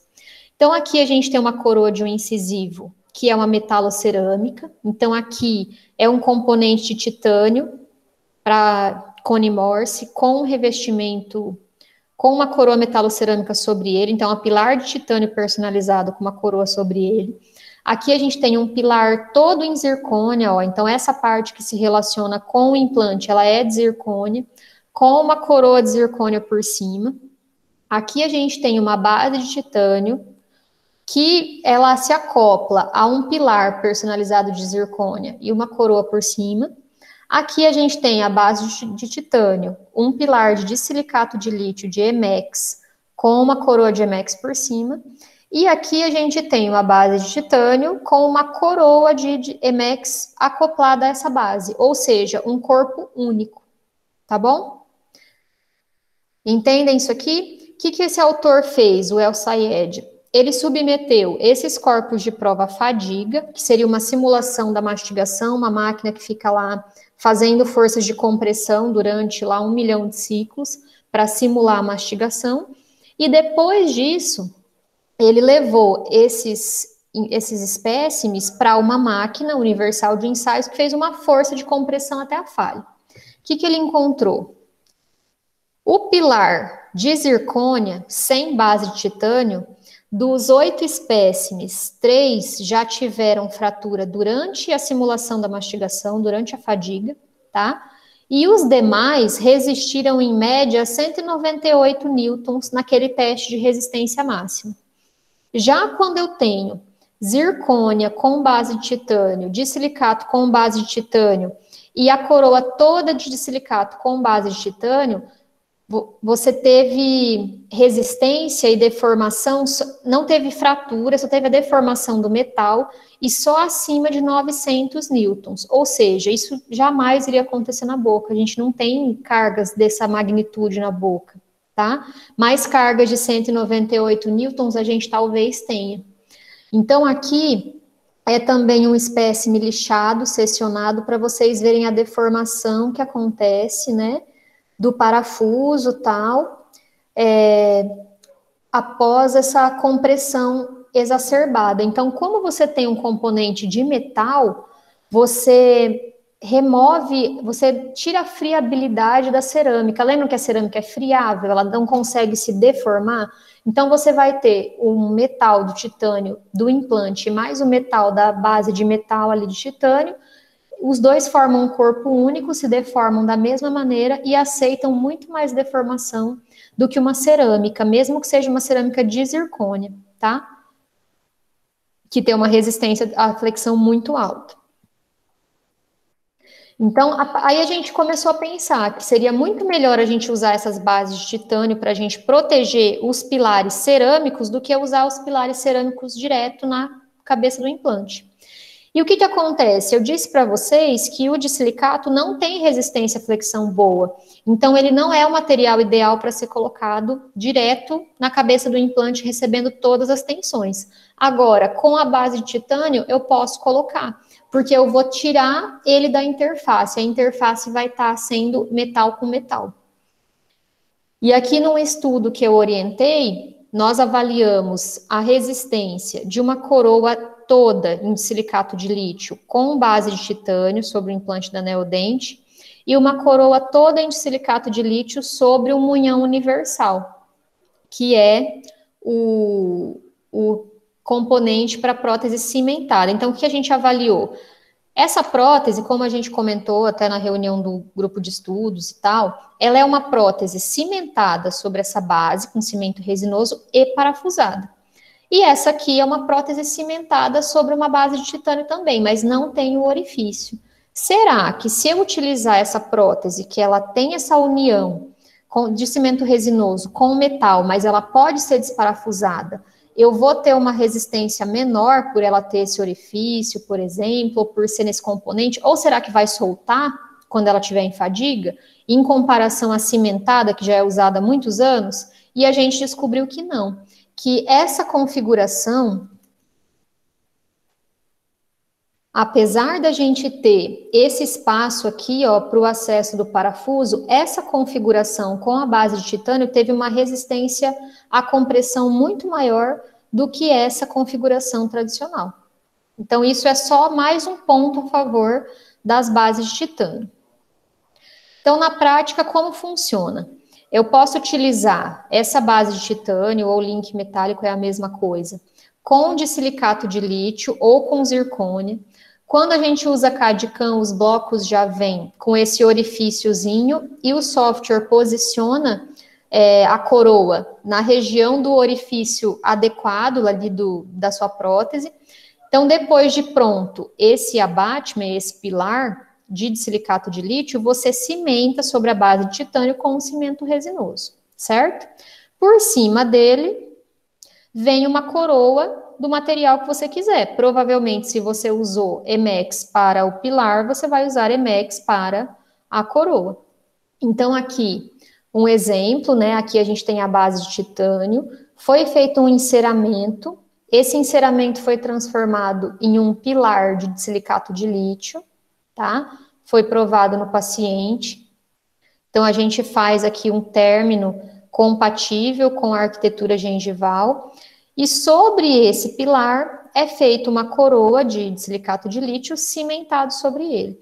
Então, a gente tem todas as vantagens do silicato de lítio como coroa, e tem o pilar de silicato de lítio que fica próximo da gengiva e não vai aparecer aquele acinzentado. Então, essa é a resolução final do caso, tá? Caso da internet. Esse aqui também é um caso clínico relatado num artigo que eu achei interessante mostrar para vocês e mostrar o que eu faria de diferente hoje, tá? Esse paciente teve fratura desse dente 11, foi indicado então a exodontia e o implante. E aí, para restaurar esse implante, foi feito um pilar de zircônia, tá? Esse pilar de zircônia, ele não se relaciona diretamente com a base do implante, ele vai ser cimentado a uma base de titânio de uma outra marca. Esse aqui é um sistema de implantes espanhol, pelo que eu vi do relato de caso. Essa base, esse pilar, ele tem o formato de um preparo para que possa ser cimentado uma coroa sobre ele. Então, ele é cimentado a essa base de titânio, por cima dele foi feita uma coroa de silicato de lítio sobre esse pilar de zircônia. A coroa ela é pintada, maquiada, depois você cimenta sobre esse pilar de zircônia com cimento resinoso. Foi indicado também a confecção de um laminado no 21 para que a resolução estética ficasse mais favorável. Então, aqui já mostra, depois de feita a cimentação, essa cimentação foi feita fora da boca, os excessos são removidos fora da boca, você não precisa remover excesso lá na região gengival. E aí depois foi deixado um orifício de acesso tanto no pilar quanto na coroa. Então você vai ter, na verdade, um pilar de zircônia, uma coroa de silicato de lítio, mas essa coroa, ela é cimentada, porém pode ser removida com um parafuso.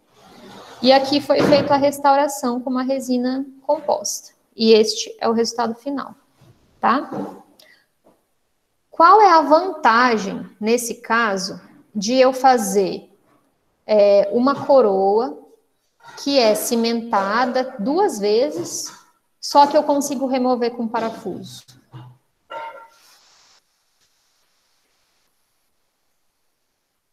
Para que eu vou ter todo esse trabalho? É só para publicar caso? Faço o pilar de zircônia.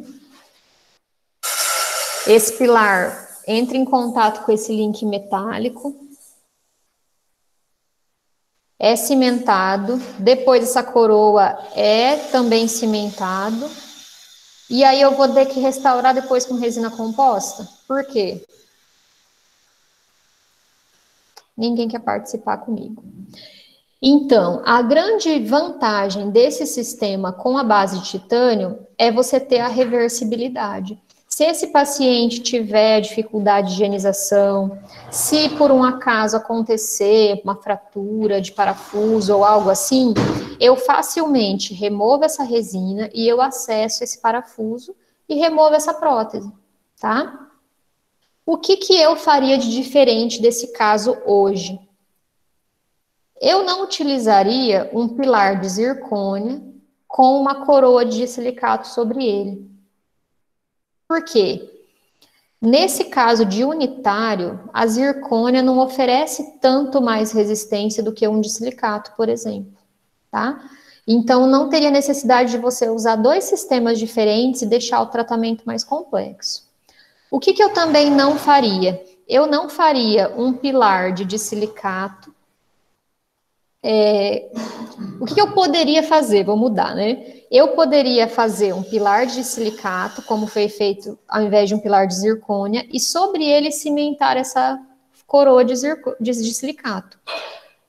O que aconteceria? Eu teria 2 custos laboratoriais. O técnico não vai ser legal com você e cobrar uma peça só. Ele vai cobrar um pilar e vai cobrar uma coroa, porque ele realmente fez 2 peças, né? Então, seria uma maneira de fazer isso aqui, seria fazer o pilar de silicato e a coroa de silicato, para cimentar os 2, só que eu teria um custo a mais. Qual seria a vantagem disso?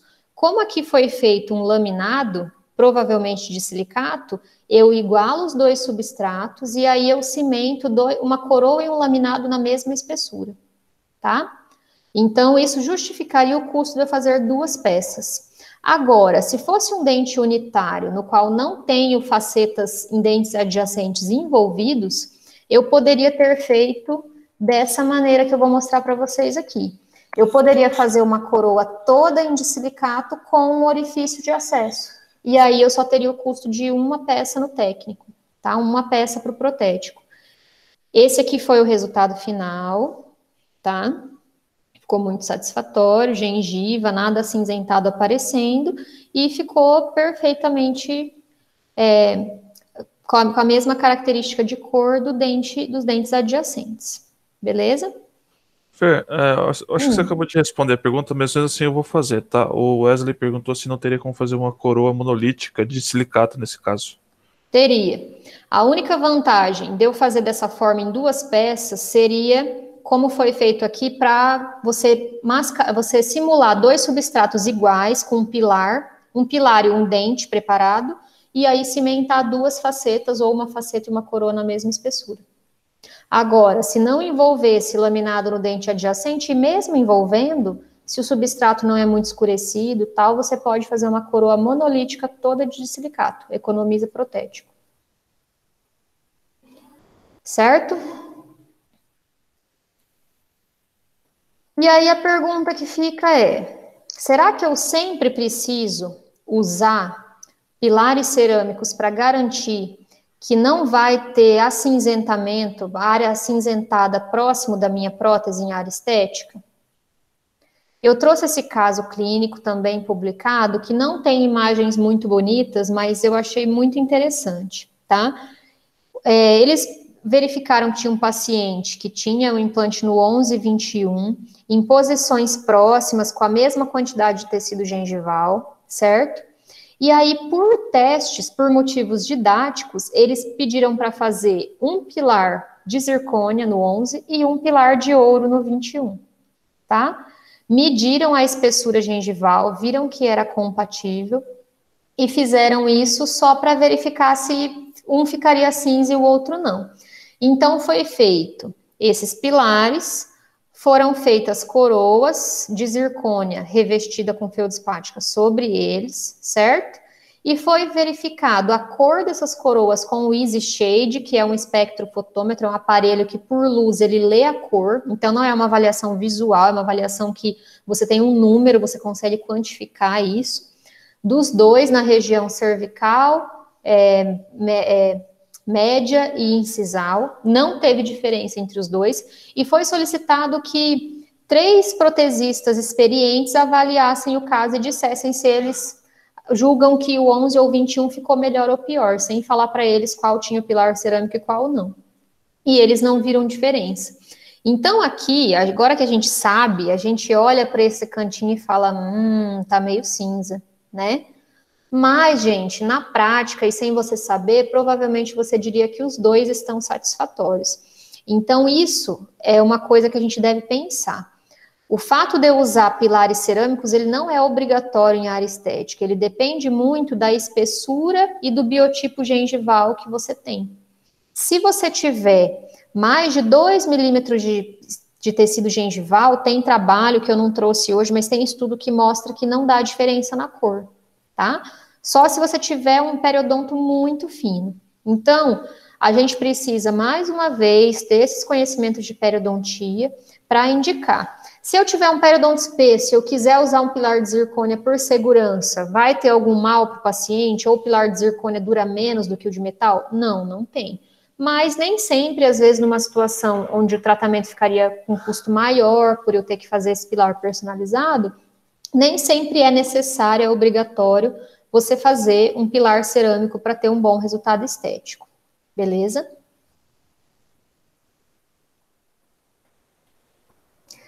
Então, pessoal, vou falar agora da outra situação, né, da outra maneira de se utilizar a base de titânio, de uma maneira mais simples e mais eficiente. É com as coroas monolíticas. O que é coroa monolítica? É uma camada só. Ela não tem coping depois revestimento. Ela é toda de silicato de lítio, tá? Então, é como se fosse uma coroa toda metálica, toda robusta, espessa de metal. Ela não seria talvez mais resistente que uma metalocerâmica? A ideia é a mesma, a gente fazer uma coroa inteira em silicato de lítio, sem o revestimento cerâmico e coping separados, tá? Então, a gente faria essa coroa toda em silicato de lítio, cimentaria sobre a base de titânio e você vai ter uma peça praticamente única, tá? Por ser monolítica, ela tem maior resistência, seja sobre dente, seja sobre implante, uma coroa monolítica de silicato tem mais resistência. Ela vai ter menor custo, porque o protético só vai precisar fazer uma peça, e a gente mantém a reversibilidade do caso, do que se eu fizesse uma coroa cimentada sem esse orifício, como aquela que eu mostrei para vocês no meu trabalho de pesquisa, tá? Então, você vai ter no final uma coroa parafusada, como se fosse aquela simplicidade da metalocerâmica, da UCLA que a gente tem, só que com as vantagens estéticas da vidrocerâmica. Então, eu consigo fazer um unitário de silicato de lítio parafusado, que sem a base de titânio não é possível. Então, assim que é a característica de uma coroa de silicato de lítio monolítica sobre uma base de titânio.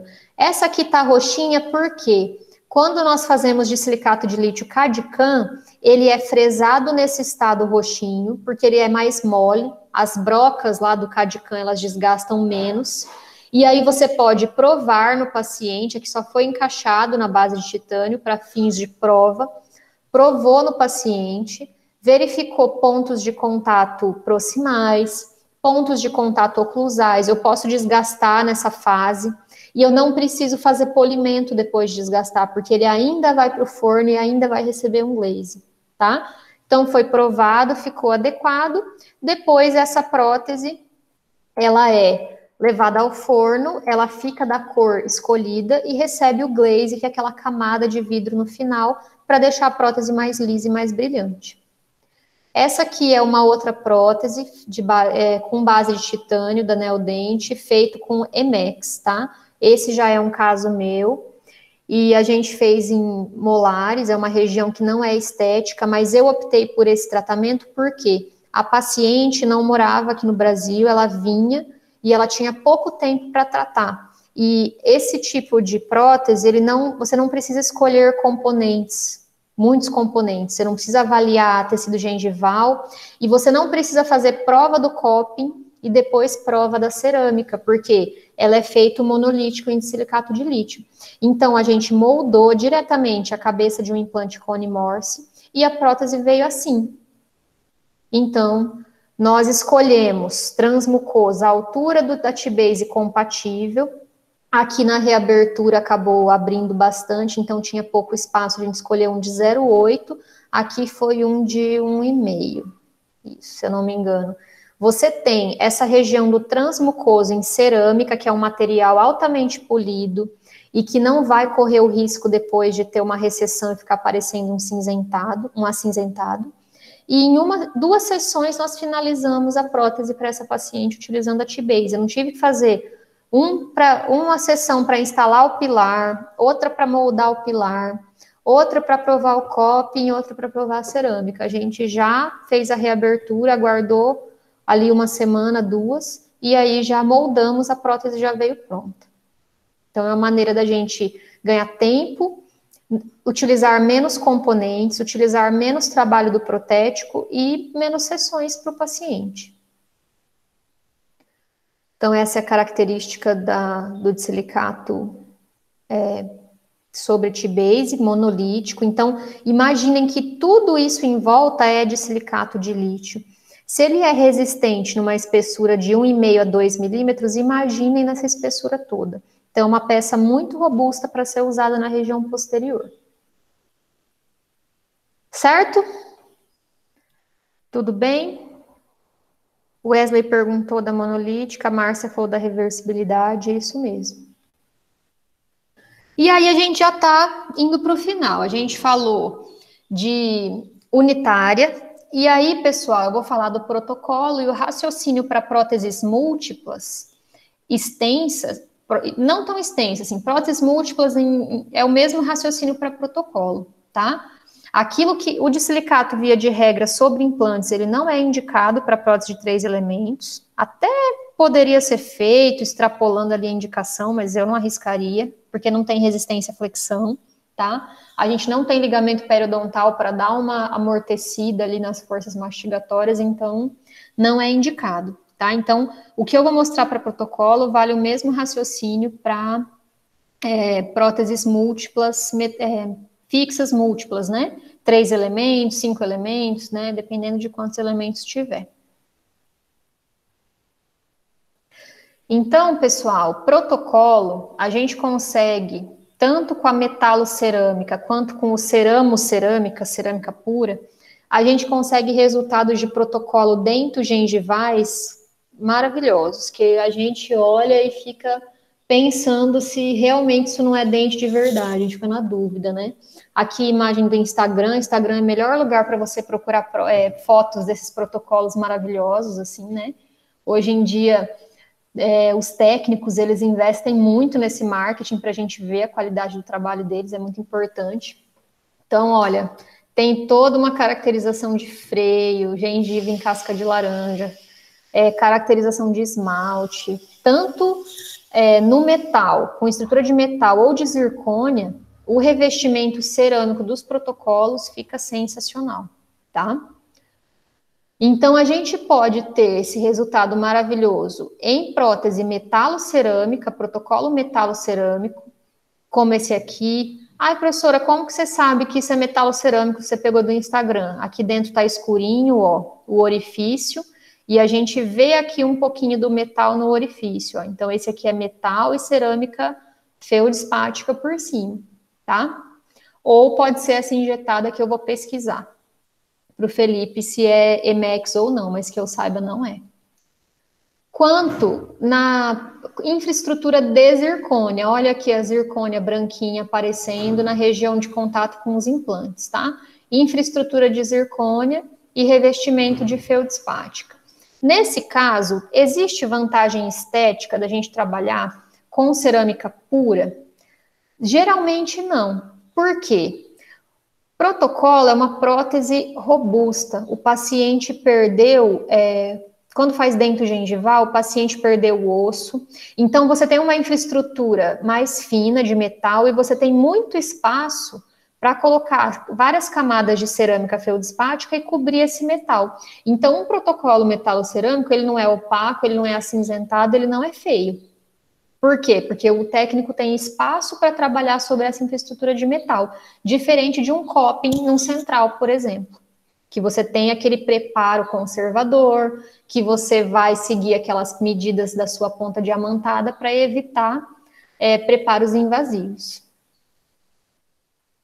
Então, tanto no metal quanto na zircônia, a gente consegue ótimos resultados. Depende muito mais da qualificação do técnico, do talento que ele tem, o quanto que ele investiu em cursos, anatomia e tudo mais.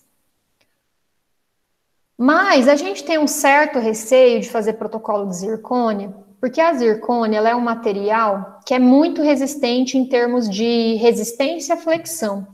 Mas a cerâmica feldspática que vai sobre ele, ela acaba lascando com uma maior frequência do que a gente vê na metalocerâmica. Então, aqui, ó, lascamento. Aqui embaixo tem coping de zircônia, de uma prótese múltipla sobre dentes, lascou a cerâmica de revestimento. Nessa região que tem oclusão, lascou, removeu também a cerâmica de revestimento. Aqui a cúspide lingual quase que inteira, ó, prótese sobre implante extensa, múltipla, também foi embora. Aqui, prótese sobre dente, região de crista marginal, fraturou. Então, a zircônia, região posterior, é um material que tem altas taxas de fratura de revestimento. Por quê? Porque a cerâmica de revestimento, a feldspática, ainda é frágil e a união da feldspática com a zircônia não é tão efetiva quanto nas metalocerâmicas. Então, por que ocorrem as fraturas na zircônia? Pela fraca interação entre a zircônia e a feldspática e por diferenças na dissipação de calor e resfriamento. Eu sempre pergunto isso, mas como a aula é online, fica mais difícil, que vocês não me respondem. Por que a interação entre a zircônia e a feldspática é fraca? A interação química entre elas, a adesão. Simples, justamente pela composição delas. Feldspática é vidro puro, zircônia tem 0 de vidro. Como é que você vai unir vidro com não vidro só pelo calor? Eu falei para vocês que as cerâmicas não interagem com quase nada. Que a zircônia, ela é feita a mais de 700 graus. Acho que eu não falei esse número, mas ela é feita a mais de 700 graus. Enquanto, quando você coloca a feldspática sobre ela e vai no forno, acho que o forno deve chegar nos 180. O professor Eduardo tá aí, ele deve saber mais do que eu, mas é uma temperatura baixíssima, tá?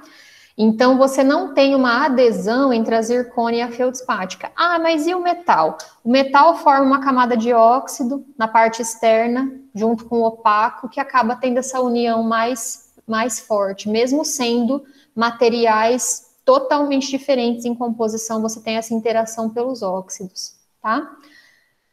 Segunda parte, diferença na dissipação de calor e resfriamento. Lembra que eu falei para vocês, quando eu mostrei aquela foto da panela de fazer assado no forno, que a cerâmica demora para esquentar e demora para resfriar? Então, se você tem uma cerâmica como a zircônia, que ela tem uma característica estrutural totalmente diferente da feldspática, elas também têm diferenças no quanto elas aquecem, no quanto elas expandem e em como que elas resfriam. Então, quando você aplica uma cerâmica sobre a zircônia, você também tem uma resfria mais, uma contrai mais do que a outra. Então, você fica com uma energia ali armazenada e quando acontece a mastigação ali, uma trinca, essa energia acaba sendo liberada e acaba aumentando a velocidade da propagação da trinca. Tá? Aí fica aquela pergunta, se eu posso fazer metalocerâmica e também posso fazer zircônia nos protocolos e nas próteses extensas, será que eu vou ter mais problema na zircônia? Será que ela vai fraturar mais? O que a gente tem de literatura que mostre isso?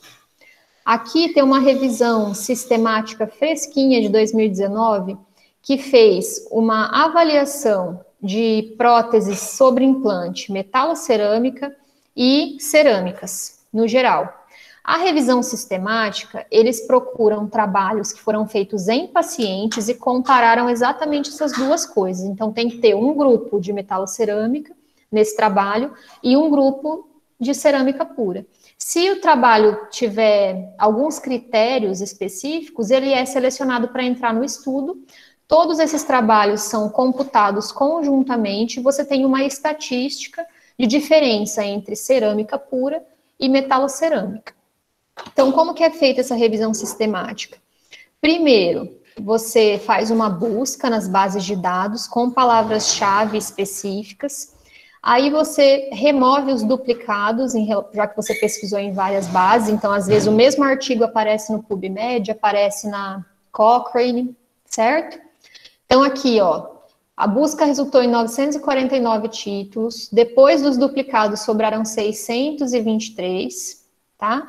Depois, eles são avaliados por título e por resumo, e aí foram 29 selecionados que realmente faziam essa comparação de uma maneira adequada. E aí, depois, os textos completos são lidos e sobraram 12 artigos, tá? Então, o que eu acho importante falar desse trabalho? Isso aqui não era só sobre protocolo, era sobre todas as próteses sobre implante, tá?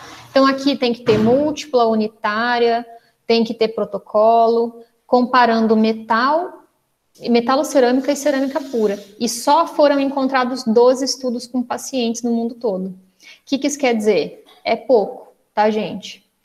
E aí, o que eles encontraram nessa revisão sistemática é de que próteses metalocerâmicas e cerâmicas têm taxa de sobrevivência, complicações e perda óssea marginal similares, independente do tipo de prótese. Ou seja, se eu fizer unitária, múltipla ou protocolo, e se eu fizer em metalocerâmica ou cerâmica pura, eu posso esperar que ela vai sobreviver mesmo tempo, que vai ter a mesma incidência de complicações e vai ter perda óssea marginal similar. Então, o material da prótese não interfere na longevidade, complicação e perda óssea marginal.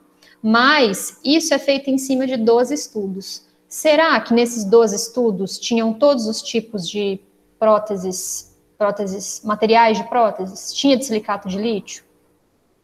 Eu fui lá olhar os estudos. Tinha 11 de zircônia, 1 de leucita, tá? Então, praticamente, esses resultados aqui valem para a zircônia, que é, na verdade, o protocolo que a gente está falando, mas se a gente for pensar em todos os tipos de prótese, a gente não tem como afirmar. Outra revisão sistemática de 2019 avaliou a influência do material da prótese só em próteses tipo protocolo, certo? O que foi verificado? Que a taxa de lascamento acontece em 22% das próteses metaloacrílicas. O que é metaloacrílico? Protocolo de metal, dentes de estoque e resina acrílica, tá? O lascamento acontece 15%, a taxa de 15% quando ele é de cerâmica pura, ou seja, de zircônia, e 8% metalocerâmico. Apesar dessa diferença, não teve diferença estatística nessa revisão sistemática. Por quê? Também porque a gente tem poucos estudos, tá? Então, o que a gente vê?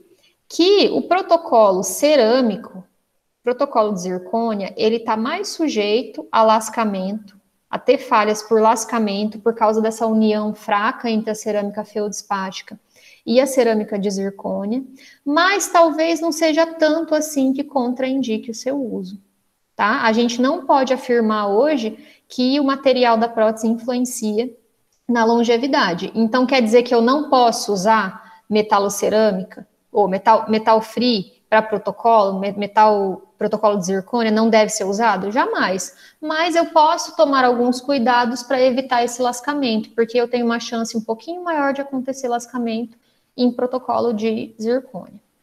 Beleza? O que eu posso fazer para evitar essas fraturas da cerâmica de revestimento das próteses de zircônia? Eu posso fazer infraestruturas modificadas, tentando deixar o máximo da prótese em zircônia e só uma capinha estética de cerâmica feldspática, principalmente nas regiões onde eu tenho maior oclusão. Bordas incisais, por exemplo, né? E face oclusal eu deixo em zircônia. Então, aqui é uma simulação feita no CAD/CAM de um desenho de uma prótese sobre dentes, ó, no qual a borda incisal foi deixada em zircônia, na vestibular deixou um espacinho para o revestimento de feldspática. E teve um resultado satisfatório. Um pouquinho branco, mas acho que é o gosto dos gringos, ficou satisfatório. Aqui nessa outra prótese, ó, ficou com aspecto supernatural. Ele fez uma estrutura na região proximal e na região dos mamelos em zircônia, depois um revestimento estético por cima. Eu reduzo a quantidade de cerâmica feldspática, reduzo a chance de ter lascamentos. Pode ser feito também próteses monolíticas. Aqui a imagem não está muito bonita, mas no artigo eles não ofereciam imagens em alta resolução. O que é prótese monolítica em zircônia? Eu faço toda a parte dos dentes em zircônia mesmo, tá? Região oclusal, incisal, vestibular em zircônia. E eu só aplico cerâmica na região da gengiva, por um único motivo: não existe zircônia rosa, senão você poderia imprimir aí uma zircônia rosa na gengiva e uma zircônia branca na região dos dentes. O resultado estético não é tão natural quanto aquelas próteses que eu mostrei para vocês lá no começo, lá do Instagram, com todos aqueles detalhes. Mas a gente reduz muito a chance de ter esse tipo de fratura de revestimento. Olhem aqui no raio-x, ó, que toda a oclusal fica extremamente opaca. Por quê? É zircônia, não é cerâmica feldspática. Cerâmica feldspática na radiografia tem uma radiolucidez média, não é tão opaca, não é tão radiopaca quanto a zircônia, tá? Então aqui, feldspática só na região gengival. E isso aqui, pessoal, você suportar a cerâmica de revestimento vale para todas as cerâmicas, até para metalocerâmica. É muito comum no implante o técnico fazer uma infraestrutura bem magrinha, que não reflete a anatomia do dente, e aí ele enche de cerâmica depois, tá? Fica uma cerâmica grossa, e muitas vezes a cerâmica não está suportada, ó, aqui eu não tenho coping, por exemplo, aqui é um dente preparado, o dente foi preparado adequadamente. Eu faço um coping uniforme, com espessura uniforme, e faço uma cerâmica com espessura uniforme, na região oclusal ela é suportada pela infraestrutura, correto? Nessa região aqui, eu fiz um preparo errado, um pouco invasivo, não respeitei a anatomia da cúspide, e aí o meu técnico fez uma infraestrutura que respeita a anatomia final do dente, e aí eu tenho uma cerâmica com espessura uniforme, e suportada quando existe a oclusão, correto. Nesse caso, eu faço um preparo inadequado, o meu técnico não compensa a anatomia do meu preparo, e aí eu tenho uma região que eu tenho muita cerâmica que não está suportada. Nessa região aqui, isso aqui é mais sujeito a fraturas do que essa aqui, tá? Então, em prótese sobre implante, gente, como não existe preparo, é muito comum o técnico fazer, assim, uma infraestrutura que é só um negocinho assim, ó. Ele fica com preguiça de encerar. E aí, depois ele vai lá e enche de cerâmica por cima para fazer o dente. E aí vai acontecer exatamente isso aqui, tá? Então, é importante que o técnico faça o enceramento da estrutura partindo do seu enceramento diagnóstico. Tá? Então, lembra que a gente primeiro montava dentes, né, fazia enceramento para fazer o guia cirúrgico? Aquele mesmo enceramento já dá para o técnico a prévia do tamanho final e da forma final do dente. Quanto maior for a prótese, mais importante é a gente fazer essa infraestrutura que suporte a cerâmica, porque mais cerâmica vai estar envolvida. Então, aqui também mostra, ó, que na região lingual, por exemplo, a gente faz uma redução talvez um pouquinho maior, e se essa cerâmica não é suportada, lingual do superior, tá? E existe esse contato oclusal nessa cúspide lingual, eu vou ter fratura da cerâmica nessa região. Se eu fizer uma cinta lingual em metal, que é uma coisa antiga, que se fazia antigamente, e hoje em dia, se a gente vê na prótese, a gente fala, Deus me livre, né? Metal aparecendo, que coisa horrorosa. Mas se eu não tenho essa cinta e é uma região que eu preciso de suporte para cerâmica, eu posso ter fratura nessa região. Então, você fazer uma infra que proteja e suporte a sua cerâmica é muito importante, independente se a infra é metálica ou se a infra é de zircônia.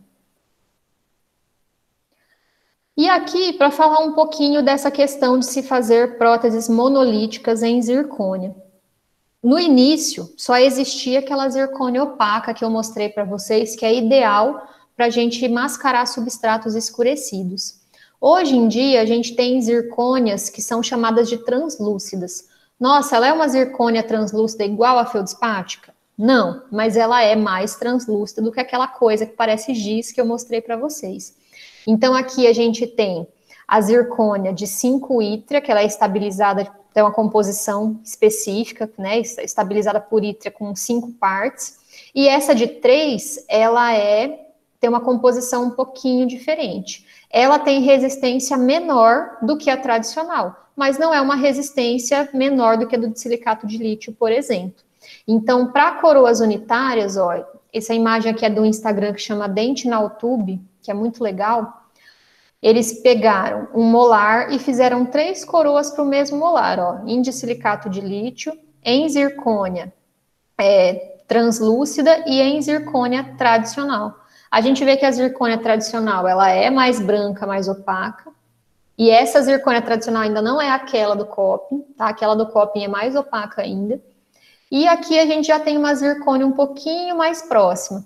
Então, a gente está desenvolvendo zircônias um pouco menos opacas que talvez possam ser utilizados dessa forma em protocolos que eu falei para vocês. Fazer infraestruturas que ocupem quase tudo do dente e deixar para fazer o revestimento de feldspática só em regiões estratégicas. Eu acho que esse é um bom caminho. E hoje a gente tem também menos medo de fazer esse tipo de próteses, porque a gente não verifica muitas fraturas em zircônia, em protocolos de zircônia, tá? E porque a gente pode fazer um reparo utilizando uma faceta de cerâmica. Como assim? Ah, o meu paciente lascou o canino direito. O que eu posso fazer? Desgasto, faço um preparo para a faceta naquele canino e moldo como se fosse um dente e mando fazer uma facetinha de cerâmica e cimento naquela região. Ah, mas eu vou cimentar sobre a zircônia? Não, você vai fazer o preparo deixando as margens em cerâmica feldspática. Feldspática com feldspática cimentado fica super bom, tá? Então é uma alternativa fácil de fazer esse reparo. Aqui, ó. Falando, então, assim, resumindo, o que eu deixo para vocês de dica, né, para a gente pensar numa maneira de aplicação prática? Quando eu tenho coroas unitárias, eu tenho alta taxa de sucesso. Coroa unitária, ela fratura menos, dá menos complicação do que próteses mais extensas. E eu também tenho uma grande facilidade de reparo. Se eu fraturar uma coroa, lascar um pedacinho, eu refaço aquela coroa só. É bem simples. Conforme a gente vai para próteses fixas e protocolos, como a extensão do meu trabalho aumenta e como a extensão da minha prótese aumenta, né? E se eu tiver algum problema, eu vou ter que refazer a prótese toda, a gente vai perdendo essa taxa de sucesso, porque a prótese é mais extensa, ela recebe mais força, e eu vou tendo menos facilidade de reparo. Então, quando a gente faz coroa unitária, eu indico metal free sem medo. Quando eu vou para prótese fixa e protocolo, eu já tenho um pouquinho mais de receio, eu penso duas vezes. Eu avalio se o paciente era bruxista, qual que é o antagonista, né? A gente faz uma avaliação um pouquinho mais criteriosa. Quer dizer que eu não posso indicar zircônia para próteses fixas, posteriores e para protocolo? Não, mas eu tenho que ficar mais atento em usar bases de titânio, ao invés de usar a zircônia diretamente sobre a cabeça do implante. Eu preciso planejar a infraestrutura para suportar a cerâmica de revestimento. Eu preciso ficar atento ao ajuste oclusal e preciso pensar nos controles com placa oclusal rígida para evitar forças laterais excessivas que possam levar a essas fraturas. Certo? Então, o que eu tinha para falar para vocês hoje era isso. Agradeço todos que estiveram presentes na aula, agradeço a oportunidade aí, né, dos colegas, professor Sérgio, professor Luiz, professor Eduardo, que nos ajudaram aí a desenvolver esse projeto, e estou aberta a perguntas, caso vocês queiram.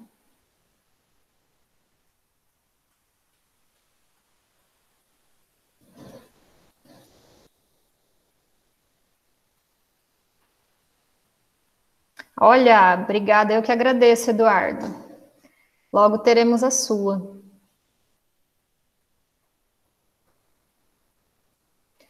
E aí, dúvidas? Vou até procurar eu respondo no grupo sobre o que o Felipe perguntou. Obrigada, Diogo.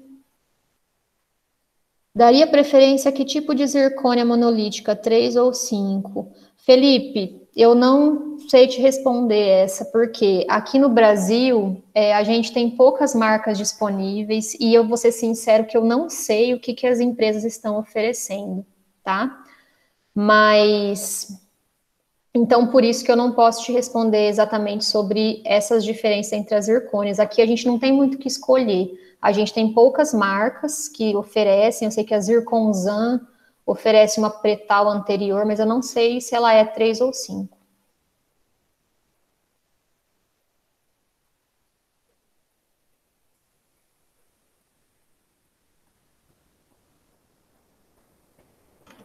E aí, mais perguntas?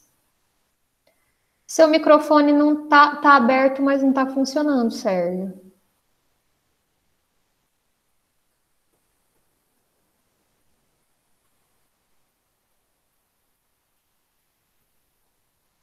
Acho que tenta desconectar o fone e conectar de novo. Ah, pode ser. É, o seu é sem fio, né? Não dá para desconectar, é coisa chique.